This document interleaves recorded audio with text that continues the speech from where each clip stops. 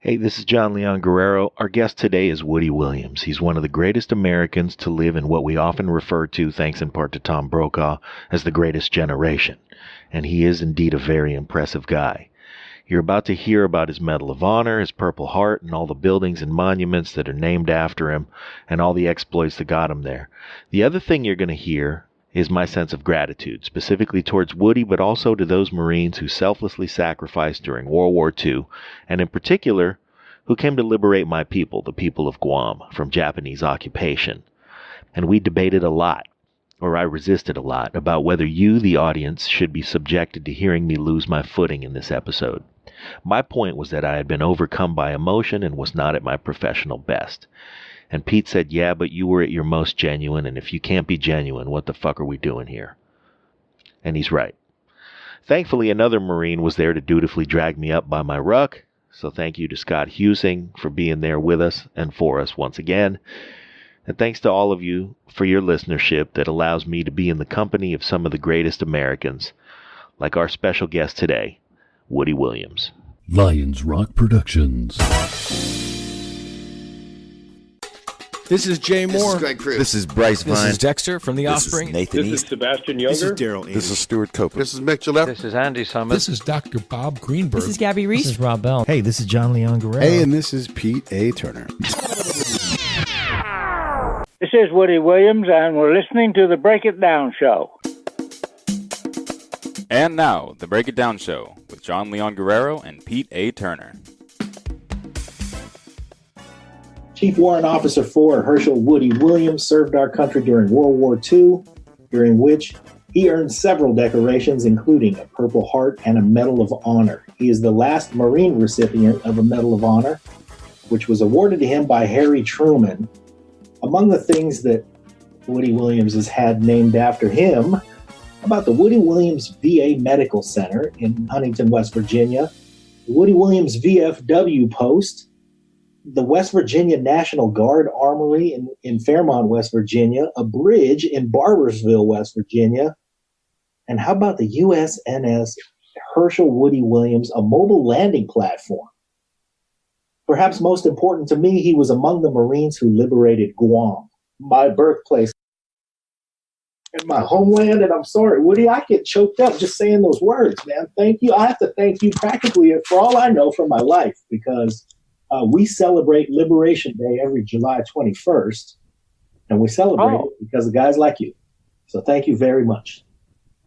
Yes, sir. Please tell You're us. welcome.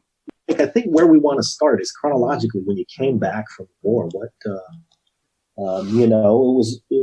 was the end of the war, and it was. Well, you tell us. We had. Just tell us what it was like. I'm at a loss for words here because I'm all choked up, like I said. Okay, where do you want me to start? You want me to start with Guam, or you want me to start with current day? Well, let's start with Guam. Okay. Well, that was my first campaign, first time I'd been in combat. And, of course, I knew absolutely nothing about Guam before we got there. And nobody ever showed us any kind of a diagram or told us how big it was or how long it was going to take. None of that information was given to us. The only thing basically we knew was that Guam had been taken by the Japanese, and when they took the island, they eliminated about every American on the island, and we were going to take back our territory. Up until that time, I didn't even know we owned it. Campaign was so much different than the Iwo Jima one that we got into later, because Guam was primarily jungle. The areas in which we were fighting were jungle. We never did get to Agana or any part of the city. We didn't see anything in the way of a community as such, because we stayed in the jungle all the time until we got to the shore on the other end or the other side of Guam. Yeah. And when we settled and built our camp, put up tents and cleared the area to set up tents, we were way out in the island and consequently never got downtown. I never did get to see Ghana all the time I was there. Wow. Well, I wish I could take you there now and show you a good time. But it's amazing to hear that you spent all your time there. The whole time was fighting. The whole time was in the jungle. You worked your way. Did you land? You landed on the west side of the island, worked your way to the east side. And then by then they were ready to take you. They were ready to take you off the island, so you keep fighting. Well, we set up a camp, and of course we were there from July 21st was the day, and then we stayed there until we went to Iwo Jima, which would have been the about the 14th of February. We boarded ships to go to Iwo Jima. All the time that we were on the island, we continued praying as if we were going to do jungle warfare. And nobody knew, of course, or at least the troops didn't know, where we were going to go next. Guadalcanal, of course, was jungle. So most of us just thought we're going to be fighting in the jungle all the time. Yeah. The little bit that we knew about Saipan and Tinian was also jungle. So we didn't do any type of training other than that until we came back from Iwo Jima. Then we began training on Guam, back to the same tent we left, and we began training then for street fighting because we had no idea where we were going to go, but the information was that we are no longer going to be fighting in the jungle. We're going to be fighting in cities, and we have to learn how to approach a house and how to go down a street in formation and that type of training. Everything else besides the jungle. Yeah, right. And when you went to Iwo Jima, you were sent there thinking you were just going to be reserves and that they may or may not need you, right? Yeah, they told us on the way up there on the ship. We got briefings, and they showed us a diagram of what Iwo Jima looked like. And, of course, the word was that it looked a little bit like a pork chop, that we probably would never get off ship. We were the reserve division, and that there were two other divisions, the 4th and 5th. And, of course, we all knew that they had about 20,000 Marines in each one of those divisions. So they told us we'd probably never get off ship, that the campaign would probably last 3 to 5 days. And if they didn't need us, we'd go back to Guam.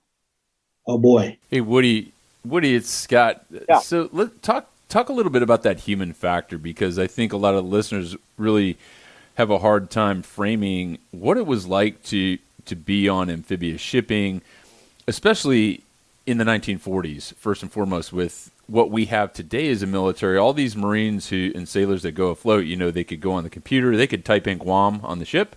They have maps, they have computers, but there weren't maps floating around. You guys were really isolated. How did that affect you mentally going into the unknown? Every time that ship, stopped and dropped anchor and they said, hey, you're going ashore to fight, that overwhelming anxiety of the unknown must have been a lot of tremendous pressure, especially for a teenager. And I think a lot of people don't know that, how young you were when you were fighting. How old were you? And can you talk about that human element? On Guam, I was 20. But on Iwo Jima, I had reached my 21st birthday. The Guam, we knew nothing about combat since all of us, in particular my group, we had never had combat before. So we knew it was going to be war. We knew we were going to be shot at. We knew we were going to experience mortars and artillery and that kind of stuff. But we still had no concept of what war was really like. And you can't gain that until you get into a combat situation. It's nothing like you could possibly put in your mind, since you have no base on which to base that thinking. And then you go into combat, and it is so chaotic. And there's where the fear starts, and the anxiety, and the sometimes even the doubt. Am I going to survive this day? Am I going to survive the next minute? the stress, of course, is extremely high. And there's a tremendous number of Marines who just could not handle that. And if that happened to an individual, they just they were of no use after that. So they had to be evacuated, removed from the fighting force. Woody, when you say that that was your first combat and that was all of your first combat, you mean the whole division? Yeah, 3rd Marine Division. Well, no, that's wrong. 3rd Marine Division was on Bougainville previously. But the outfit that I was in, we were a replacement outfit. Oh, boy. We'd been sent overseas as a replacement to fill in for those that had been wounded and killed. And we were scheduled to take part in the Bougainville campaign. We landed on Guadalcanal in order to get organized and get the equipment that we needed. We didn't take any equipment with us. We didn't have all the rifles and ammunition and stuff like that you had to have for combat. We didn't take that overseas because we're aboard a ship. Yeah. But when we got to Guadalcanal, then we were supplied with all of that and began training, continued training. And we were to head for Bougainville. But before we could get everything in shape, move, and to be transported up there, the Marines on Bougainville secured the island, and then they came and joined us on Guadalcanal. Some of the individuals, our gunnery sergeant and a few of our leaders, had been in combat. They'd been in the Bougainville thing, but for the most part, we were new boys on the block. We had not had combat, and we were a replacement group, so we had to be trained. That's a good place for the anxiety to start, just to realize that you are a replacement group. You are replacing those who couldn't come home or who came home injured. Wouldn't you say that's a good place for them to start fluttering? Well, I guess so, but it was something that we all knew. We all knew the reason we went overseas was to join in combat to win the war. Right. And that was part of your boot camp training, and it was part of the training that we had after boot camp. We trained from July when we graduated boot camp in my own until we shipped overseas in October. So we knew we were going to be involved in combat, and that's really why you train, knowing that is coming, but you still have no concept what war is really like. Wow. I want our audience to know that you wouldn't take no for an answer, and that when you initially tried to join the Marines, they told you were an inch too short. And then your recruiter kept track of all the guys he wanted to call when they changed the height requirement, and they did indeed do that. And he came by and drove by your house and came and saw you. Is that right? Well, yeah, he came and looked me up, but I was 2 inches too short. I was 5'6". Okay. And at the time I tried to get in, they had a height requirement of 5'8". But I wasn't the only one turned down for that. There were a lot of individuals in my community of Fairmont, West Virginia, that were turned down because they were too short. Yeah. We had a lot of Italian people in our community because a lot of them came there to work in the coal mines, and most of them were basically in the 5'5", 6 or 7 inches tall. Since the Marine Corps had that 5'8" requirement, most of them, and including me, of course, couldn't meet that requirement until they lowered the height requirement. Hey, Woody, when you signed up, then were you a high school graduate at that point? No, I went to high school for 1 complete year, and then started the following year, and I dropped out because I lived my home and my farm that my dad had.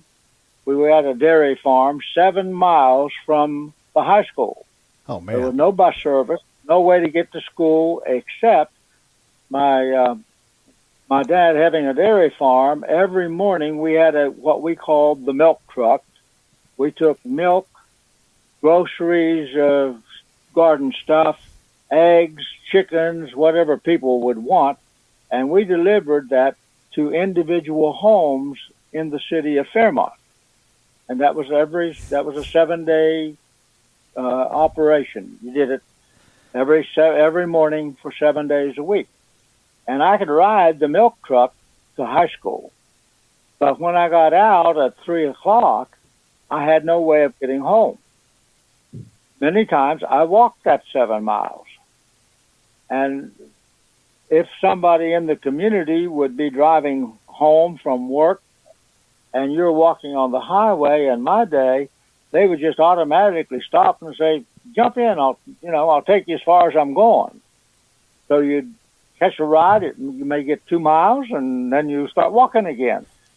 But after the first year, I decided I'm not going to do this anymore. So I just dropped out and went to work someplace else. When you got into the Marines, the combat stuff's obvious, but I'm always struck, from Scott's experience, my experience talking about combat, at all of the normalcy that's mixed in with that. Like you're sitting on a ship, you got nothing to do but play cards and that kind of thing, and talk to people about home and everything like that. How did you guys spend your downtime when you were just waiting in New Caledonia, or there's all that waiting you have to do? Yes, you're training, but there's other times. What are some of the things that stand out in between the craziness of combat? They would, even though you couldn't do training like we were doing before we left the States, they could always find something for you to do. Yeah. Cleaning up the area, potatoes, etc. Polishing sand. Yeah. Yeah, right.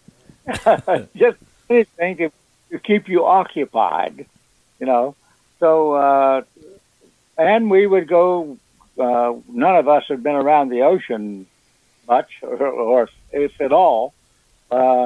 We could slip off and go swimming anytime that we wanted to.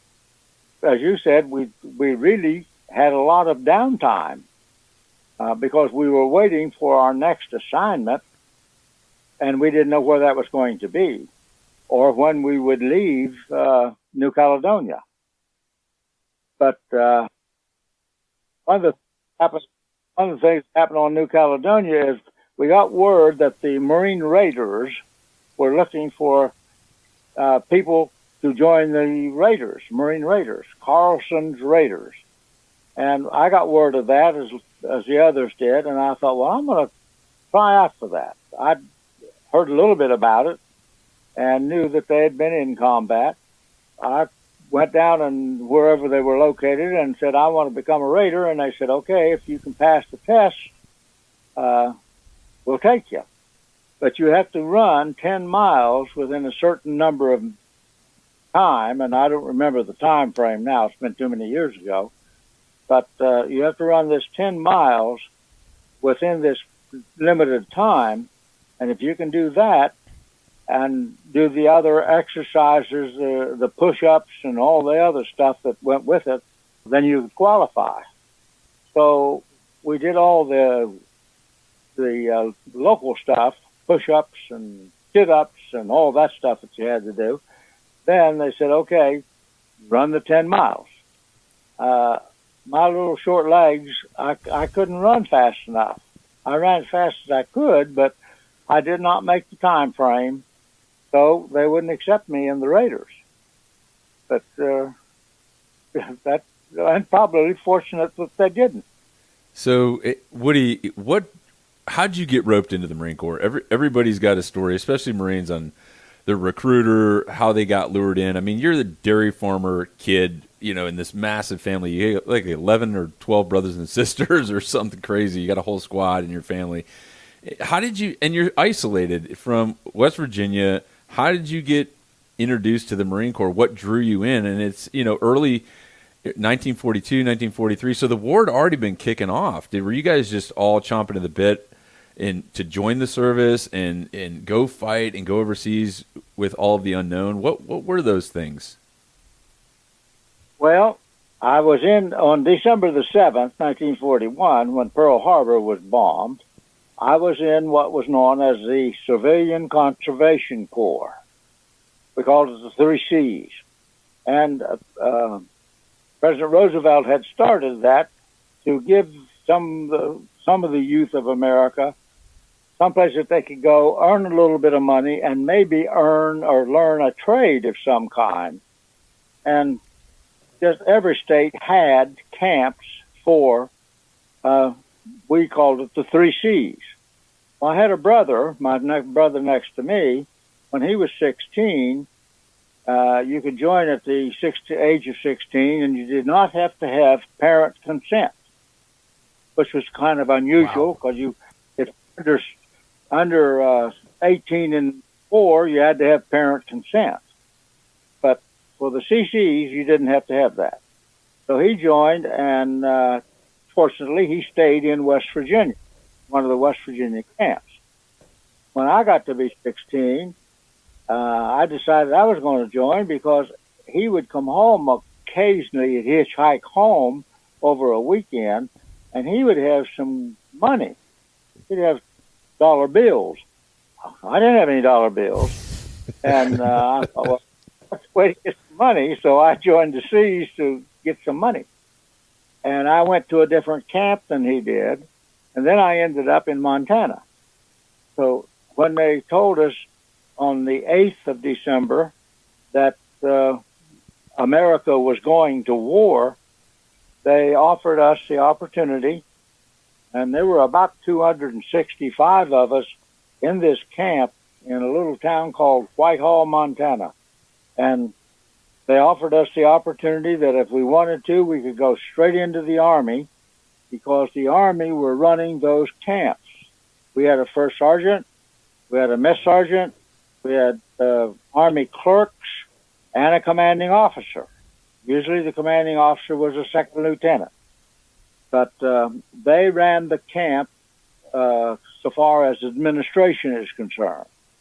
When we went off base to work, whatever job we were in, whatever they were doing, we were working under civilian supervision, specialists in whatever field we were in. So we were working under a forester, a guy that was trained in the forestry. And they told us that America was going to war and we could go into the Army. And I said, I don't want to go in the Army. I want to go in the Marine Corps.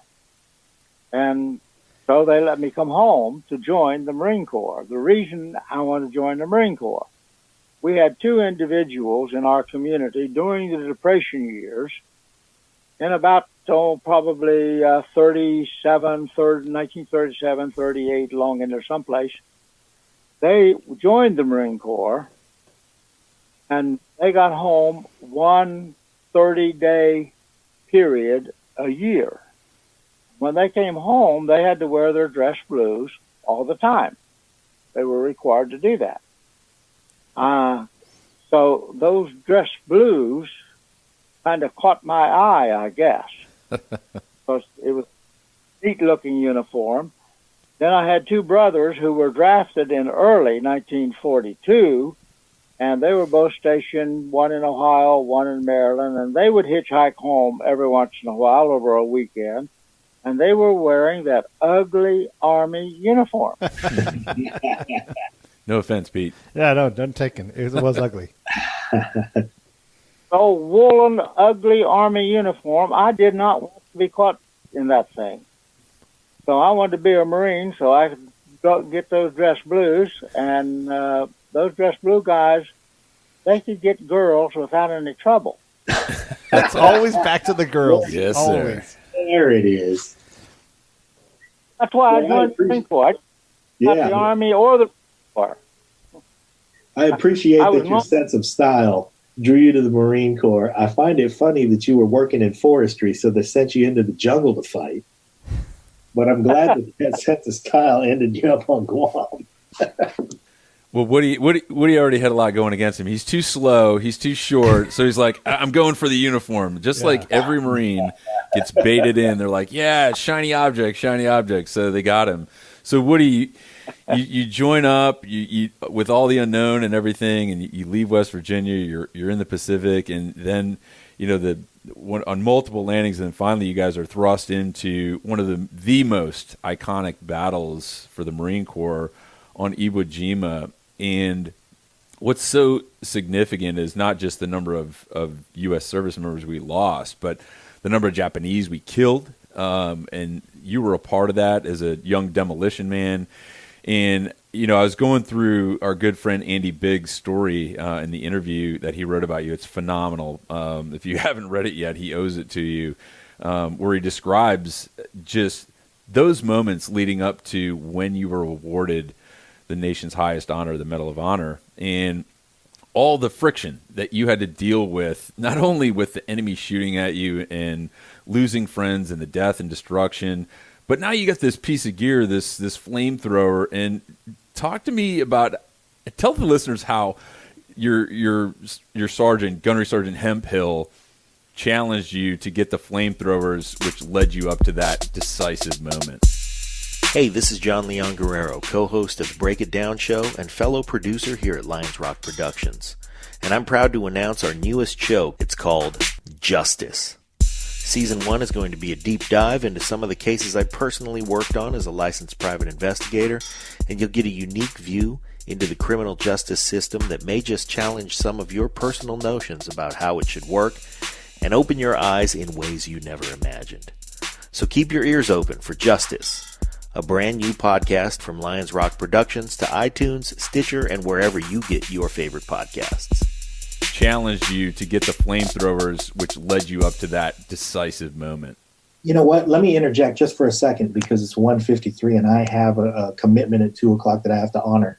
So I absolutely want you to answer that question, Woody, but I have to jump out. And before I do, I'm going to say, doggone it, Scott, it's just getting good and I got to go. So I can't wait to hear the rest of this show. But I also have to say, Woody, you genuinely had me choked up at the beginning of this show.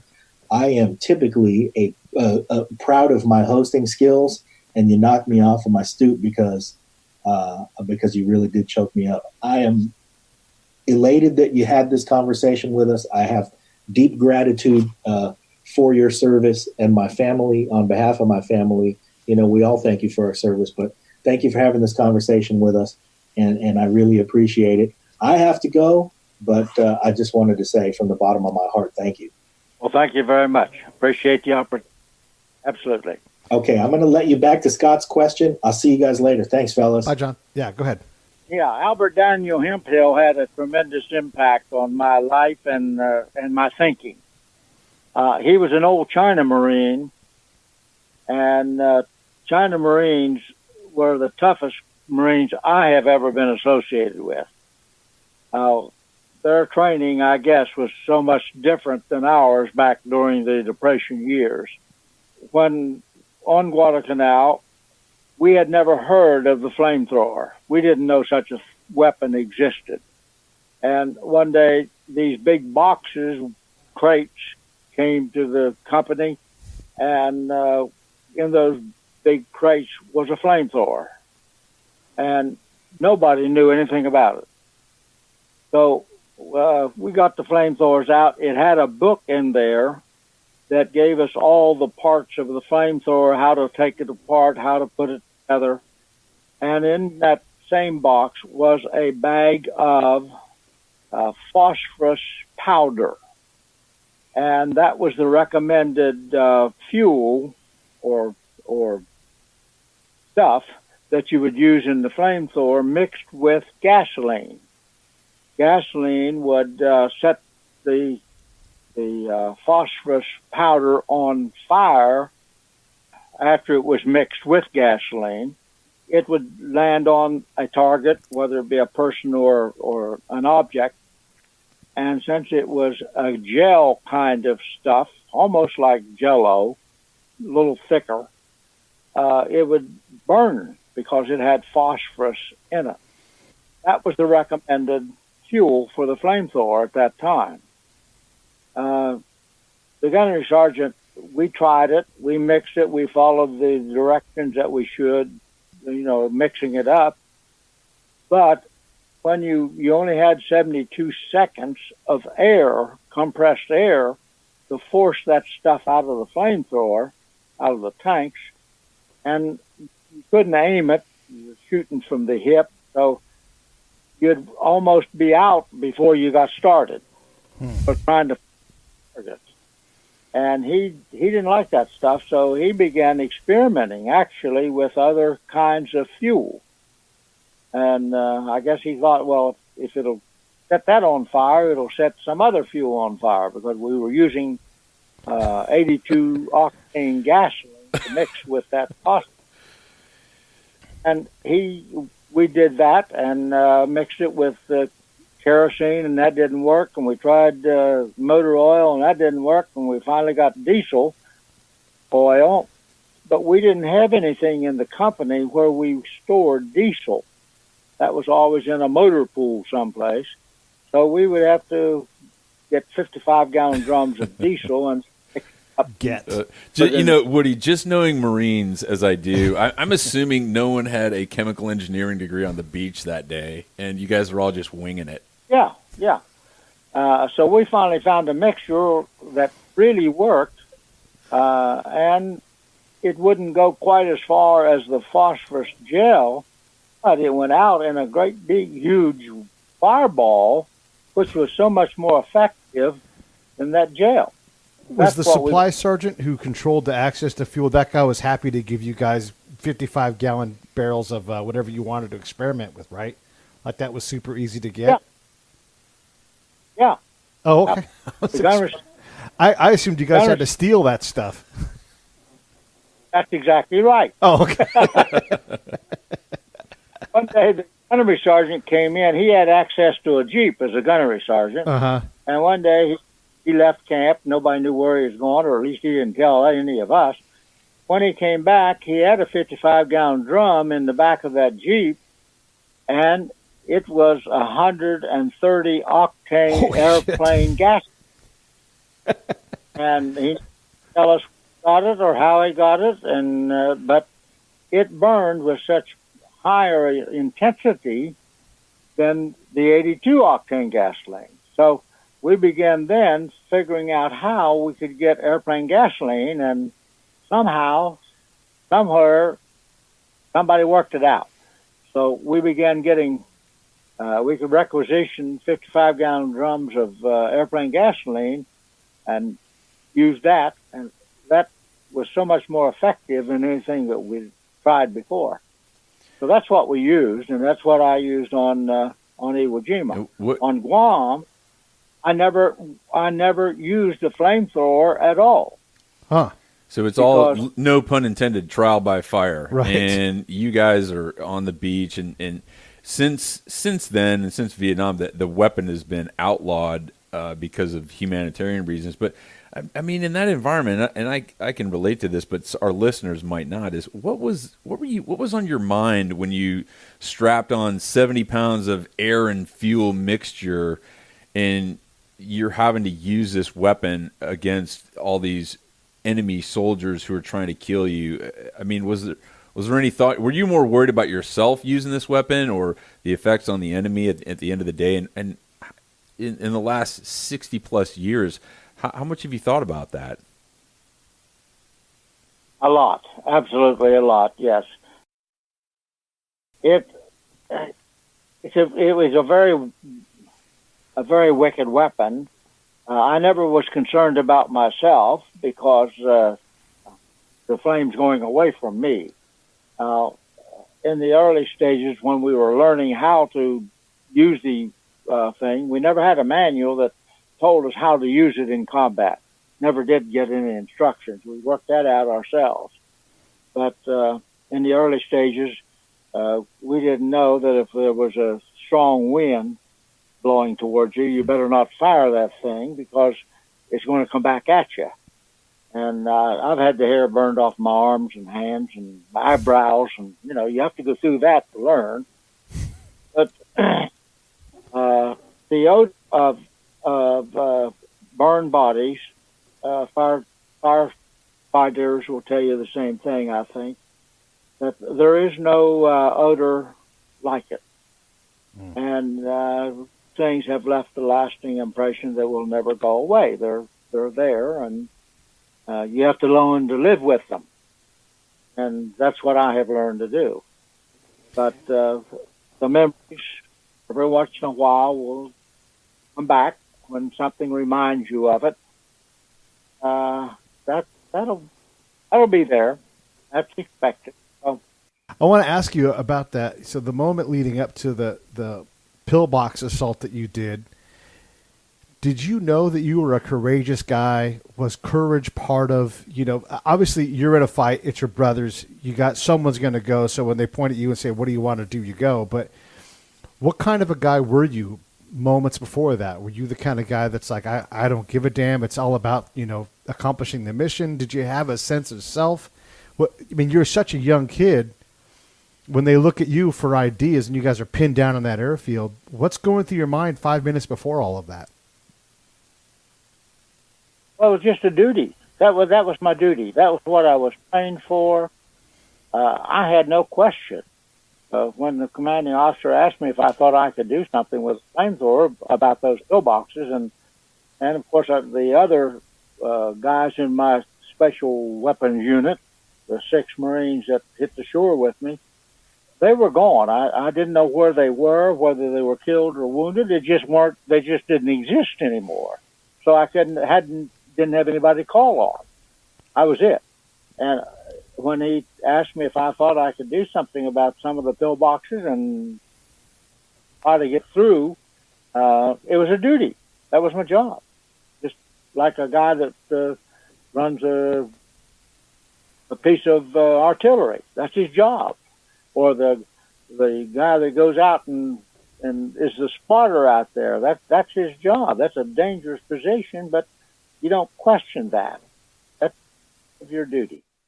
And that's the way I thought about it.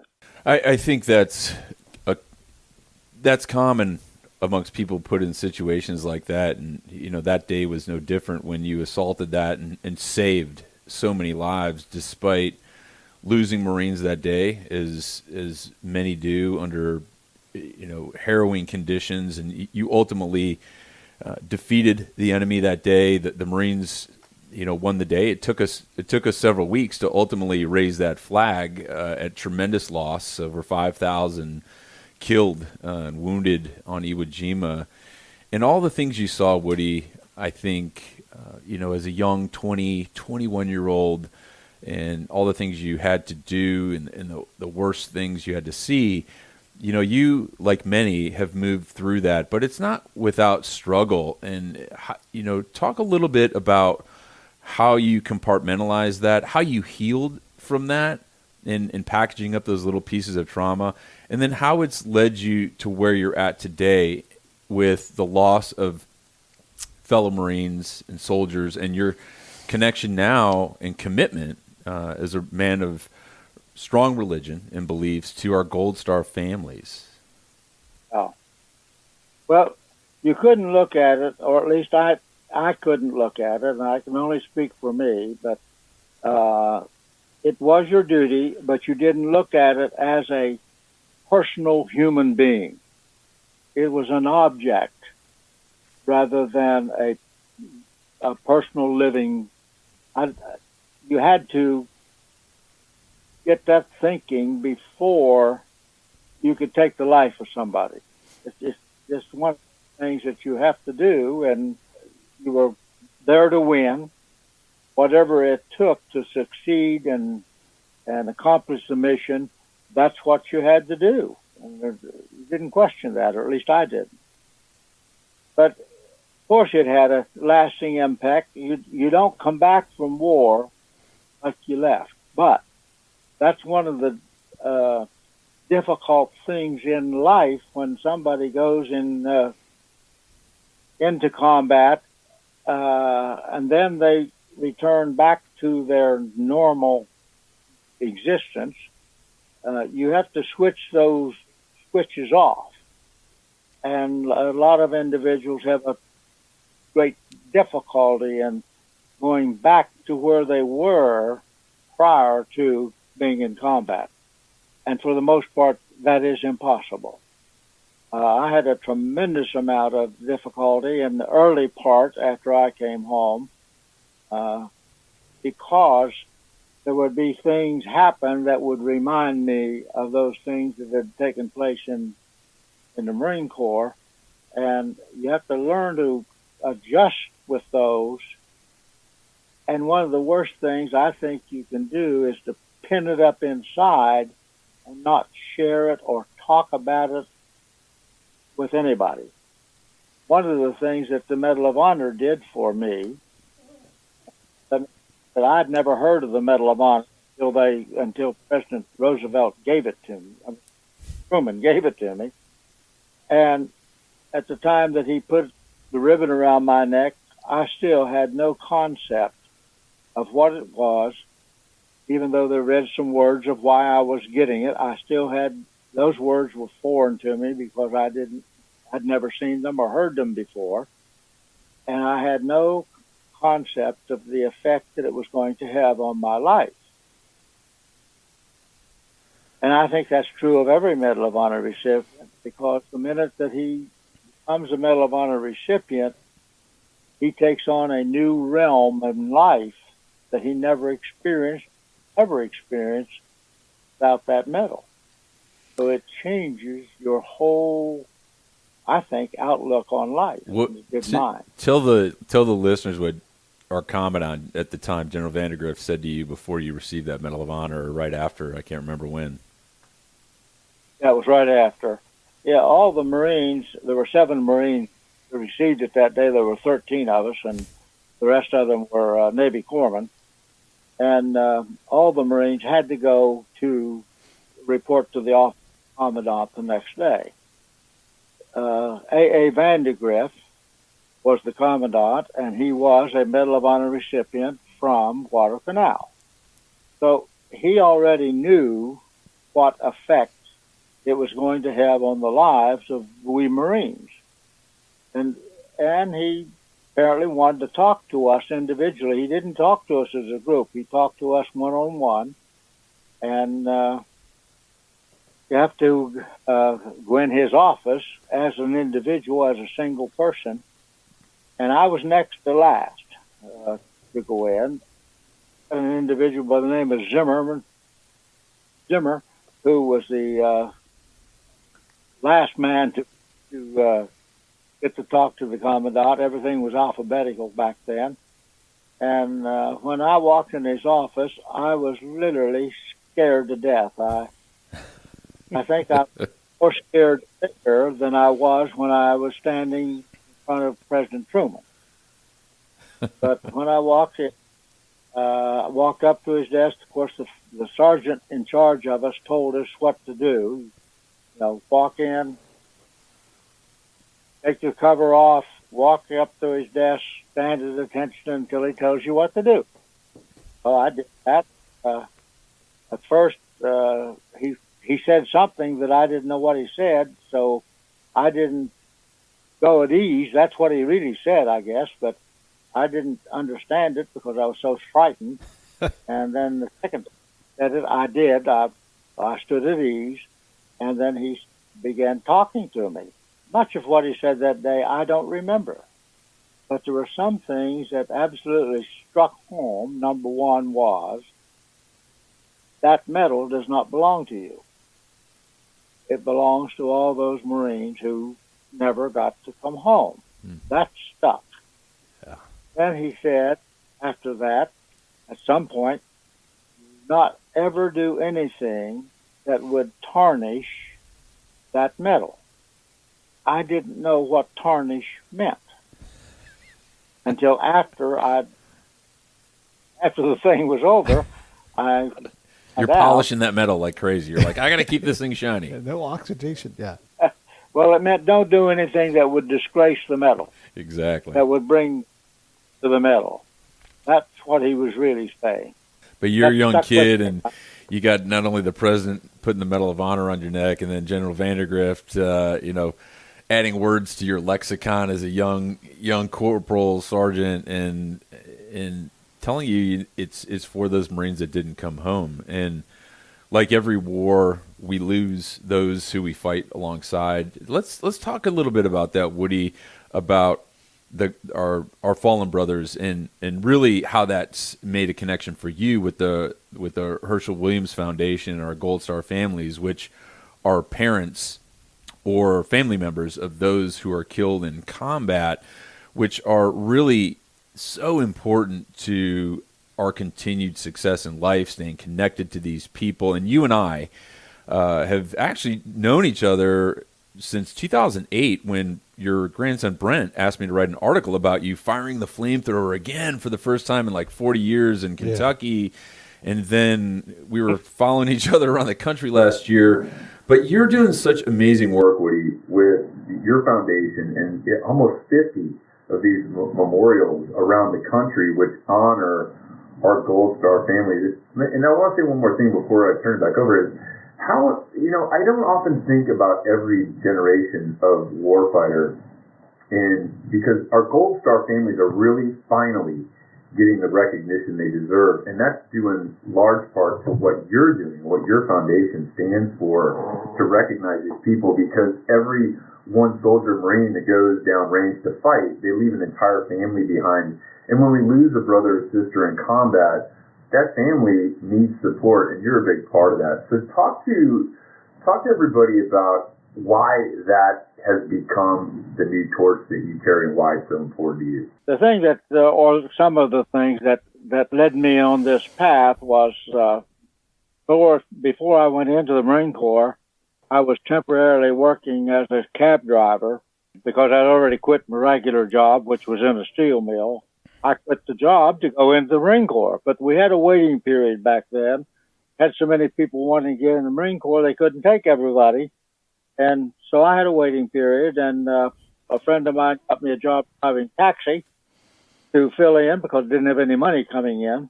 And I delivered some of the telegrams. Back in those days, the only way the War Department had to tell a family that their loved one was killed was by a Western Union telegram. They didn't send anybody to the house.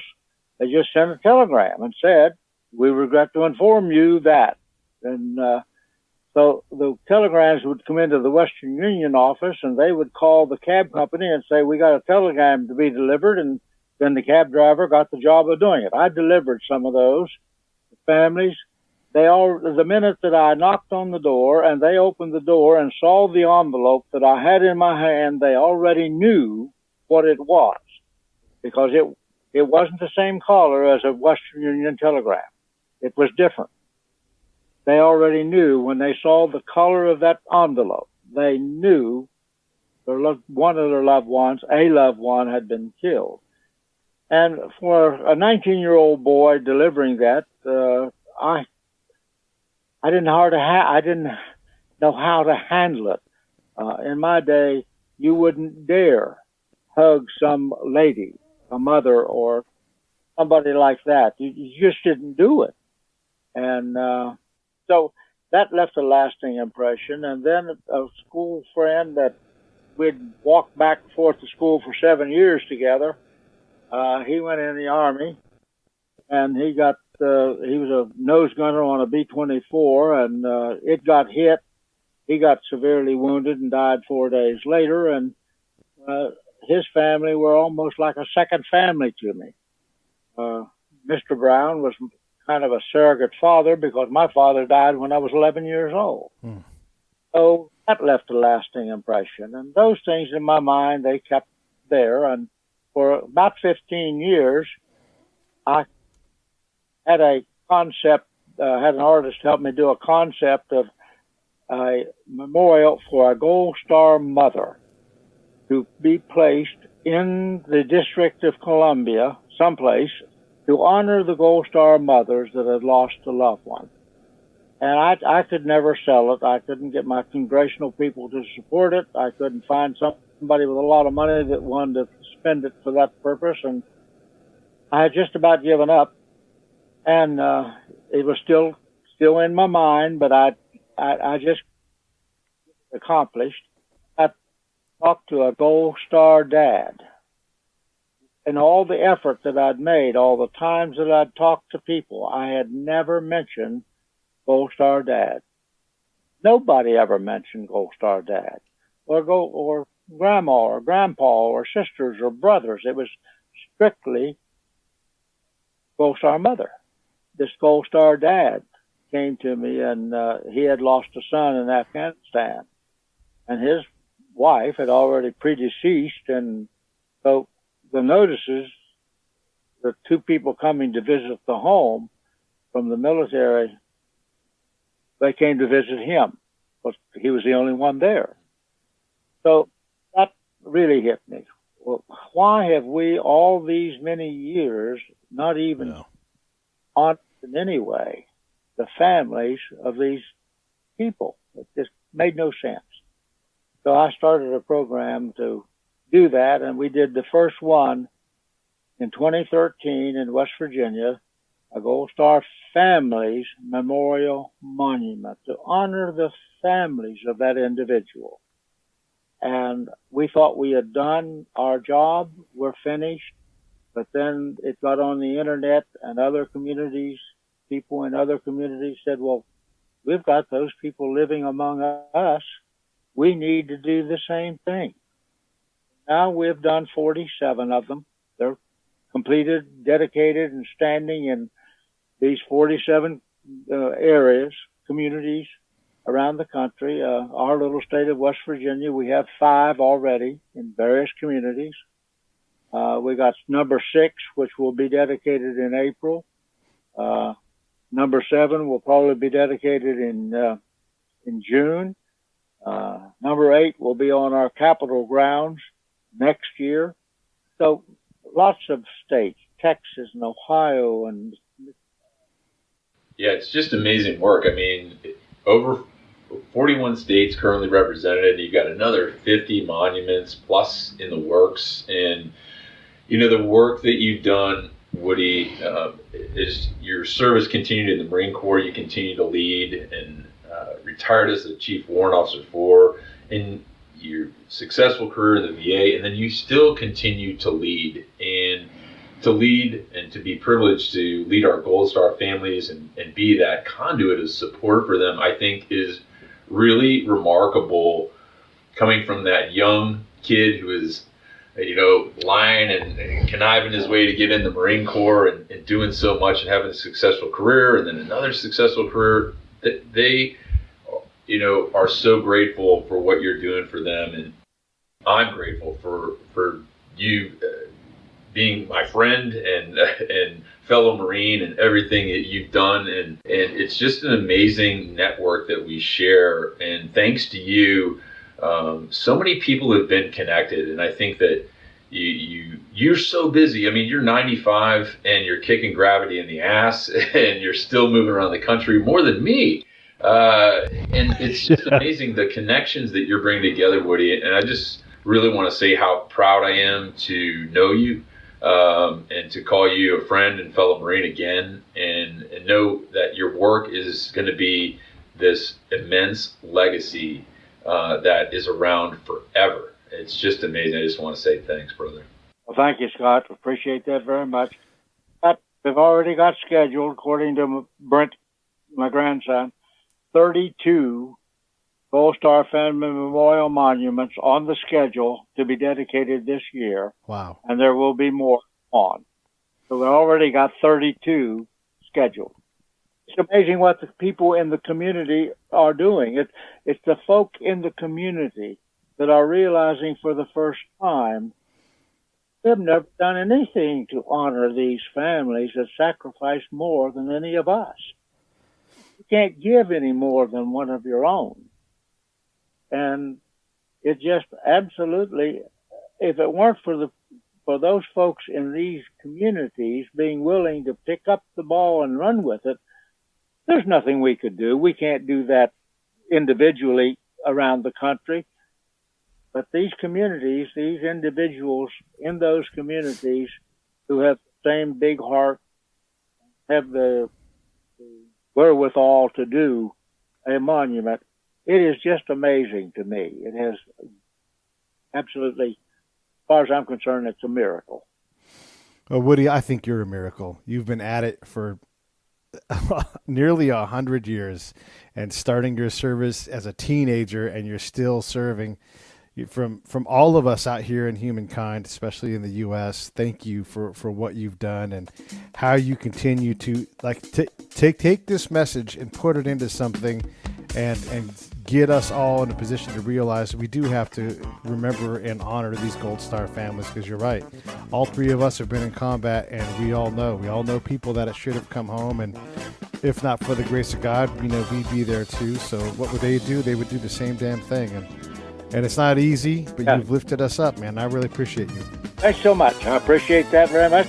Appreciate the time. Hey, Semper Fi, Woody. Semper Fi.